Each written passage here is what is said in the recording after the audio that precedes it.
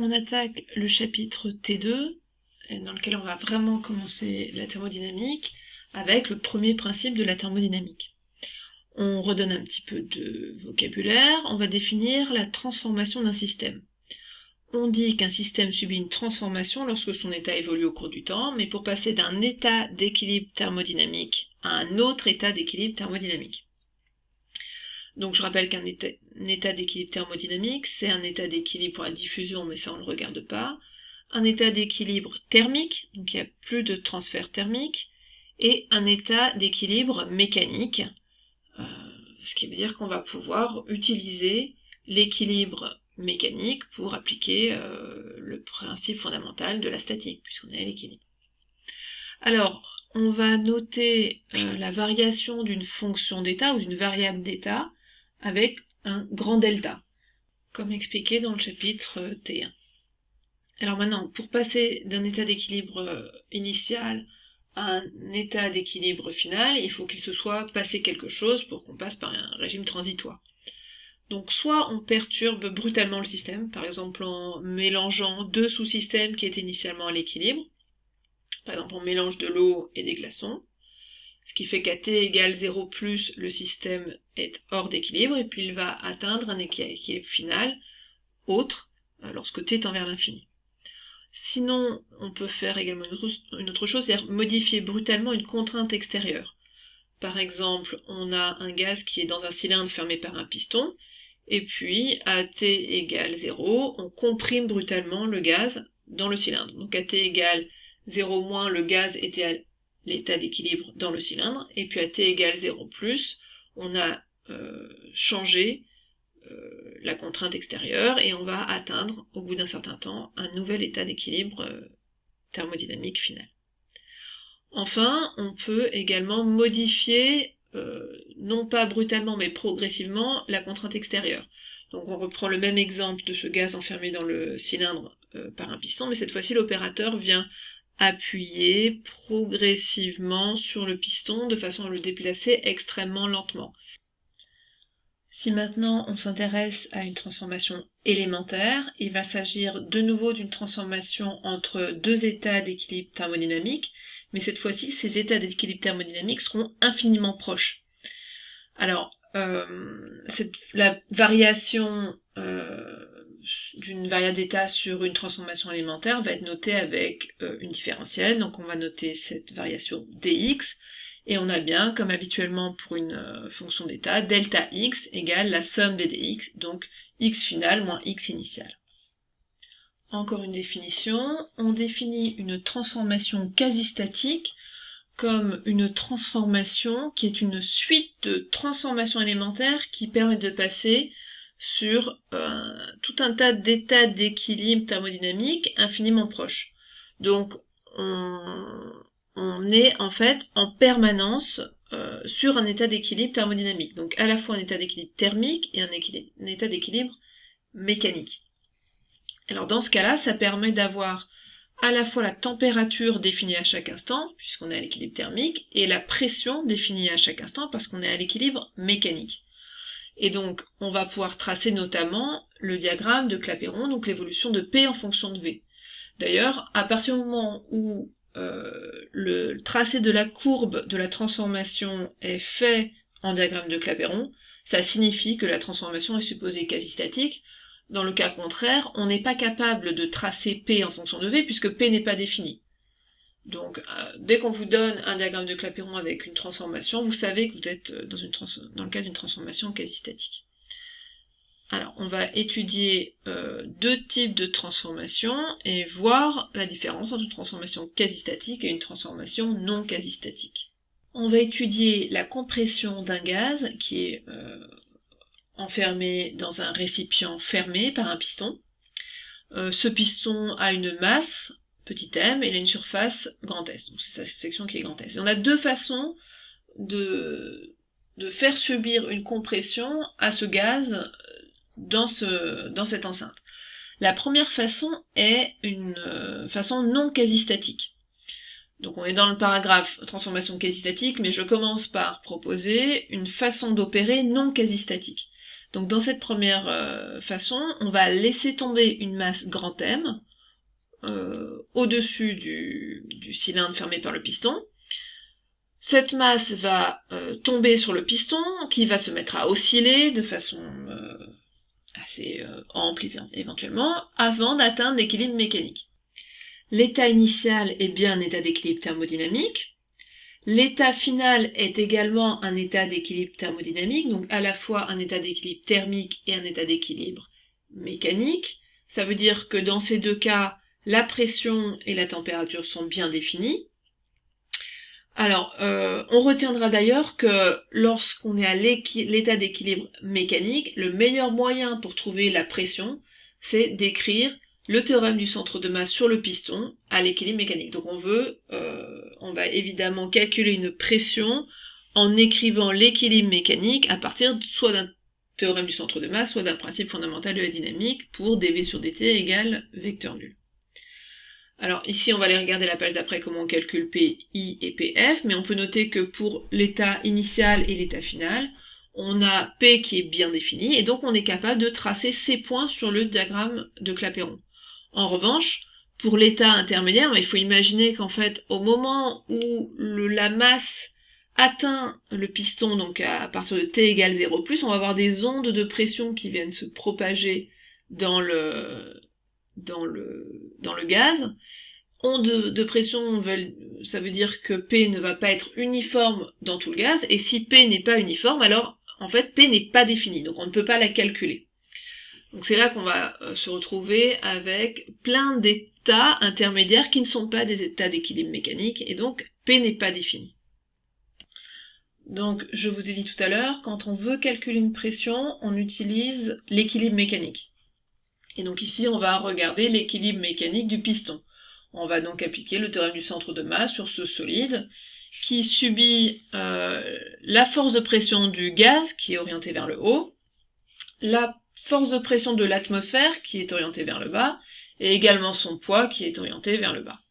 On a donc la pression initiale, donc la pression du gaz, qui vaut la pression atmosphérique plus mg sur s.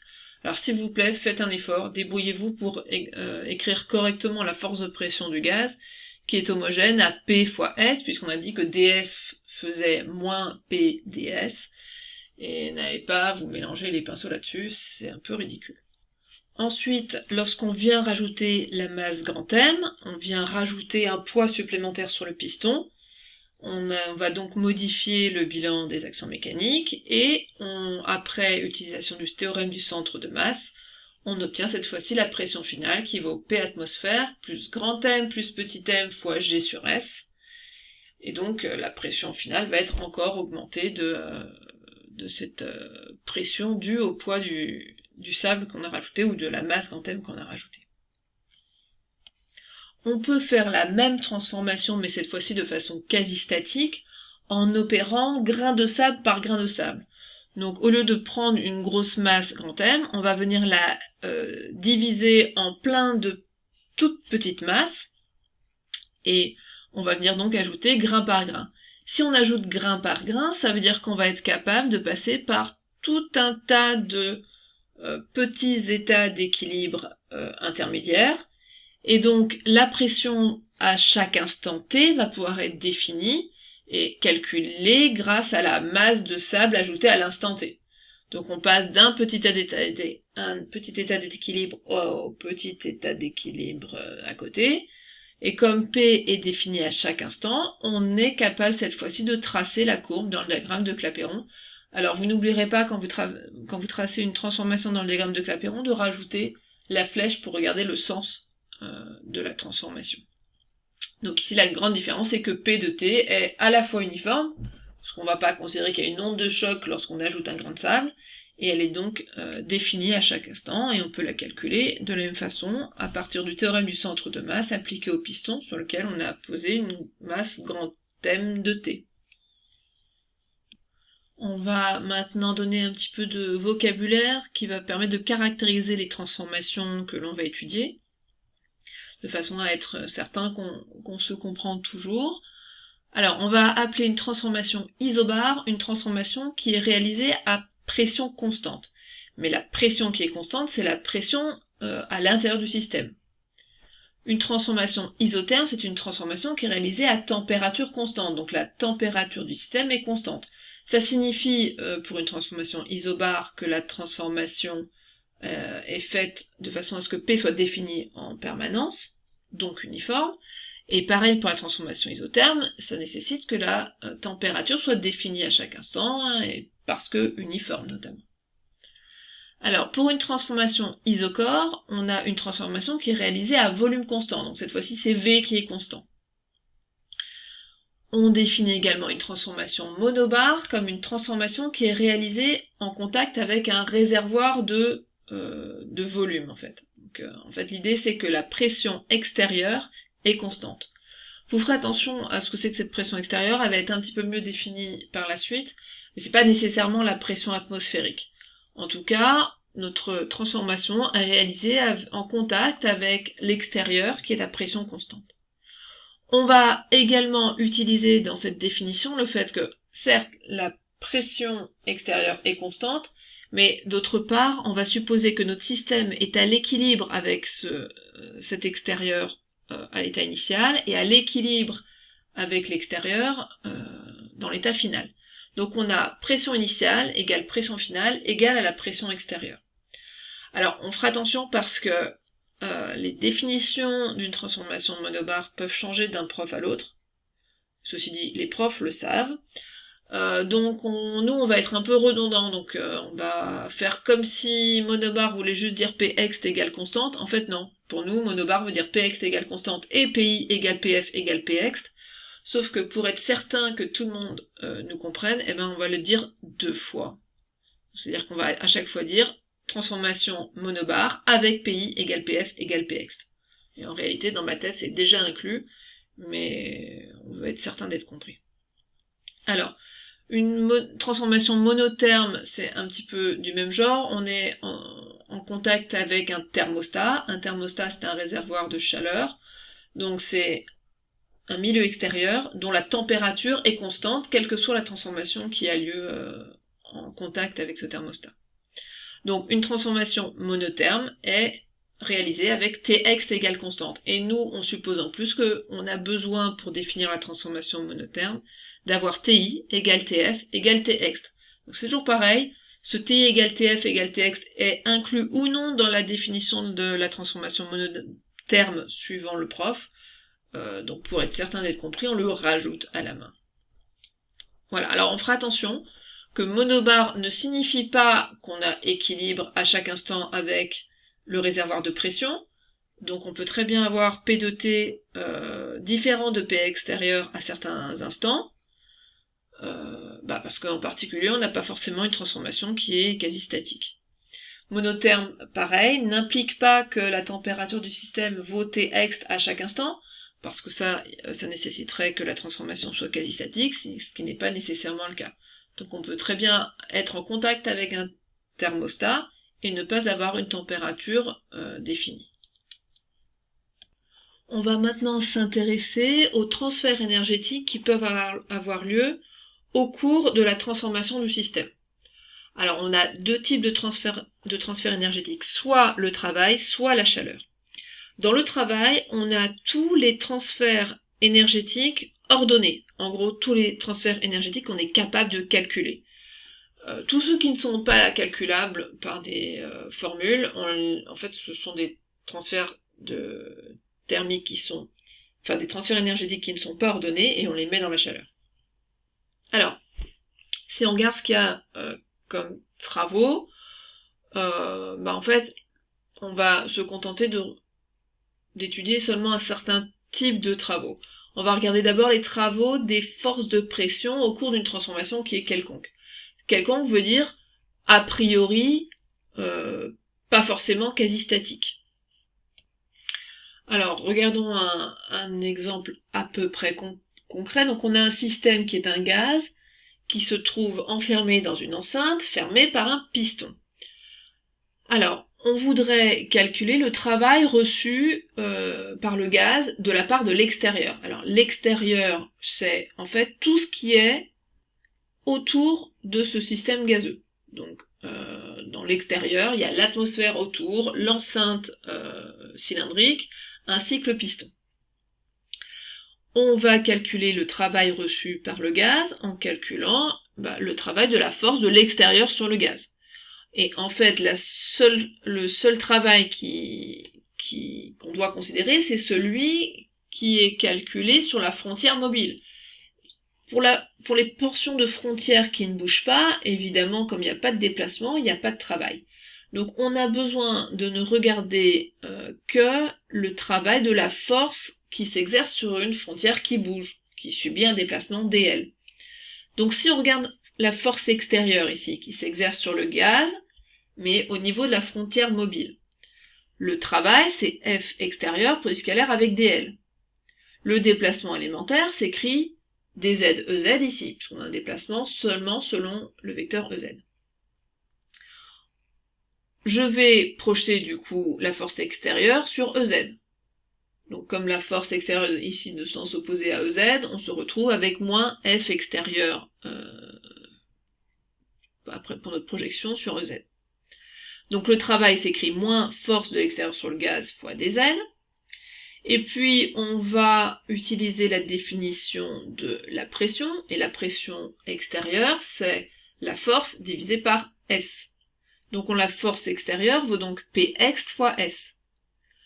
Or le S dz, je peux le réécrire sous la forme d'une variation de volume, dV.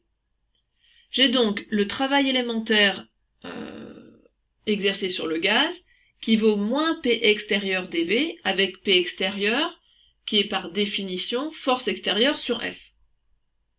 On fait attention, la pression extérieure, ce n'est pas, par conséquent, juste la pression atmosphérique. Parce que dans cette force qui s'exerce sur le gaz, on a à la fois la pression atmosphérique et puis la pression due au poids du piston. Et puis éventuellement, si en plus maintenant l'opérateur appuie sur le piston, il va ajouter une composante dans cette force extérieure. L'opérateur fait partie du monde extérieur et le piston lui-même fait partie du monde extérieur. C'est pour ça qu'il est important de montrer, d'utiliser cette frontière mobile qui est vraiment celle qui est vraiment en contact avec le gaz, de façon à ne pas oublier de morceaux dans cette force extérieure. Bon alors maintenant, si le travail élémentaire des forces de pression vaut moins P extérieur dV, alors le travail des forces de pression vaudra moins somme des P extérieur dV, entre l'état initial et l'état final. On peut même rajouter I et F. Donc, je rappelle, Px vaut donc Fx sur S. On fait attention à ce que Fx soit bien la force qui s'exerce sur la frontière mobile. Et puis on retiendra ça. Pour une transformation d'un gaz qui n'est pas quasi-statique, delta W vaut moins P extérieur dV. Donc le travail total s'écrit moins somme des moins P extérieur dV. Alors, ça va bien si on connaît Px. Souvent, vous êtes un petit peu coincé pour ce calcul de Px. Vérifiez bien si par hasard ce serait pas juste la pression finale. Ça arrive un certain nombre de fois et c'est souvent les cas dans lesquels vous trouvez que le Px est le plus compliqué à trouver. Donc on verra ça en TD. Alors c'est pas du tout un résultat à utiliser directement, mais quand vous êtes perdu, ça vaut le coup d'aller jeter un coup d'œil. Est-ce que P extérieur ne serait pas juste la pression finale? C'est-à-dire qu'on a réalisé une rupture brutale des contraintes extérieures, une modification brutale des contraintes extérieures, et lorsqu'on a fait cette modification brutale, en fait on est directement arrivé sur la pression finale après l'équilibre. Bon, c'est pas forcément super clair ce que je raconte, j'espère qu'en TD ce sera un petit peu plus simple. Mais donc quand vous êtes perdu, regardez si par hasard ce serait pas ça. Évidemment, le signe du travail élémentaire va dépendre du signe de dV. Ça vaut quand même le coup soit de l'apprendre, soit de penser à utiliser l'expression de delta W égale moins P extérieur dV, parce qu'évidemment comme Px est toujours positif, le signe de delta W et le signe de dV est opposé, donc un fluide reçoit du travail de l'extérieur s'il est comprimé, et il va pouvoir fournir du travail à l'extérieur s'il se détend. Dans le cas maintenant du cas particulier d'une transformation quasi-statique, on a équilibre mécanique à tout instant du piston, et donc la pression du gaz qui est égale à la pression extérieure à chaque instant, puisqu'à tout instant t, on peut écrire le théorème du centre de masse sur le système piston et obtenir que P vaut Px. Si P vaut Px, alors delta W vaut moins P dV. Et donc on a une autre forme pour le travail reçu par le gaz, le travail des forces de pression reçues par le gaz, qui est delta W égale moins P dV, mais cette fois-ci avec P la pression du gaz. Et le travail sur une transformation non élémentaire s'écrit donc somme des moins P dV. Et pour le calculer, il va falloir être capable d'écrire P en fonction de V, mais que en fonction de V. Il ne faut pas que ce soit exprimé en fonction d'autres inconnus. Je sais pas, par exemple, la température.